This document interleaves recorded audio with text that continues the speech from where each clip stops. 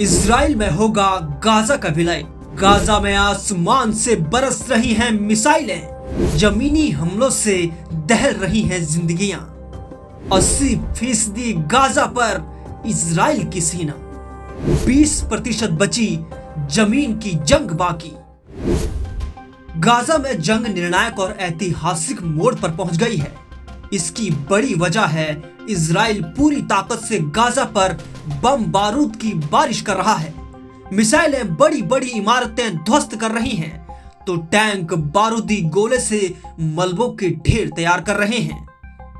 इसकी बड़ी वजह यह है कि नेतन्याहू को अब पूरा गाजा चाहिए। गाजा की 1 इंच कम जमीन से भी अब नेतन्याहू नहीं मानेंगे। गाजा पट्टी में इजराइल और हमास के बीच जारी युद्ध और गंभीर होता जा रहा है।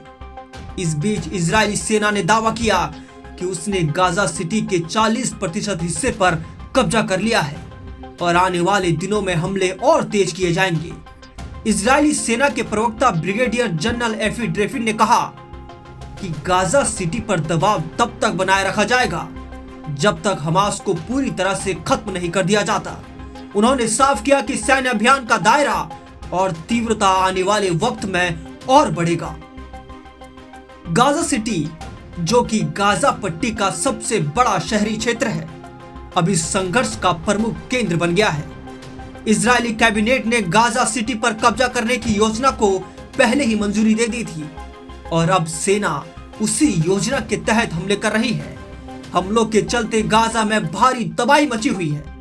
गाजा में हमास के नियंत्रण वाली सिविल डिफेंस एजेंसी के मुताबिक गुरुवार को इजरायली हमलों में 30 से ज्यादा लोगों की जान गई, जबकि पूरी गाजा पट्टी में कम से कम 64 फिलिस्तीनी मारे गए हैं। इजराइल की सेना शहर के पास के खाली इलाकों में तोप से लगातार गोले दाग रही है ताकि वहां रह रहे लोग डर के मारे पलायन कर जाएं और सेना को शहर पर कब्जा करने में आसानी हो।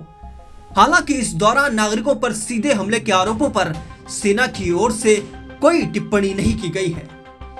आईडीएफ के ताजा आकलन के मुताबिक गाजा सिटी की करीब 10 लाख की आबादी में से करीब 2 लाख लोग ऐसे हैं जो शहर छोड़ने को तैयार नहीं हैं, जबकि 70 से 80 हजार लोग बीते 72 घंटों में गाजा सिटी से पलायन कर चुके हैं।